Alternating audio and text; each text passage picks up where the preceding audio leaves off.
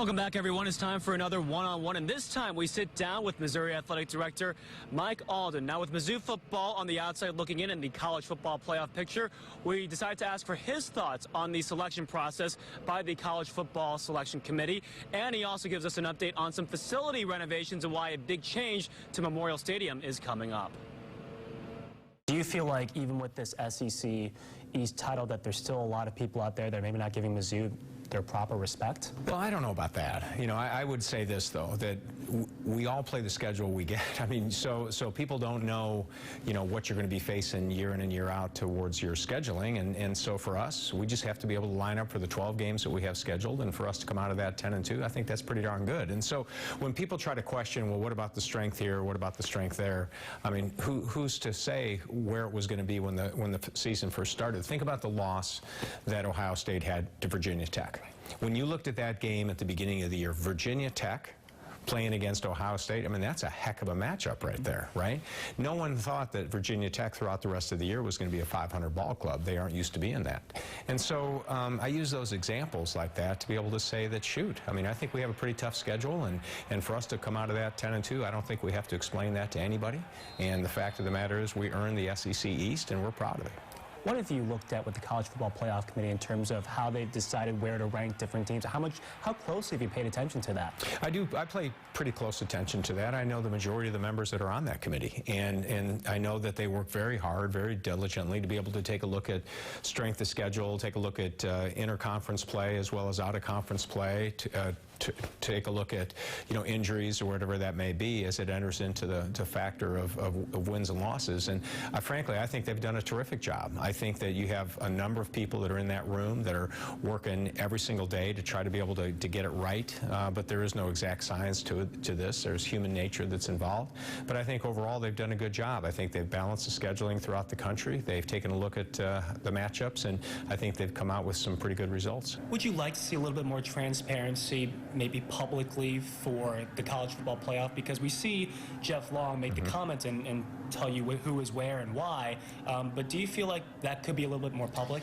You know, for me personally, I don't think so, and I'll tell you why. Okay, I'll tell you why. I think the one thing about the NCAA men's basketball tournament, the mystery that goes behind that, the bubble teams and who's going to be in, who's going to be out, who's going to be the overall #1 seed, whatever that may be, I think just a little bit of that secrecy with regards to that, I think that's good for this discussion, the dialogue around the country. And I think that we've seen that play out very well in the NCAA men's basketball tournament. I think we're seeing the same thing relative to the college football playoff. I think there's something about that makes it a little unique and special, and I think the questionings that go along with that, that's probably good because the discussion is out there. Let's move back here to Columbia. I know back in October, Coach Pinkel mentioned the urgency, the need to keep up with facilities in the SEC because it's such a competitive conference.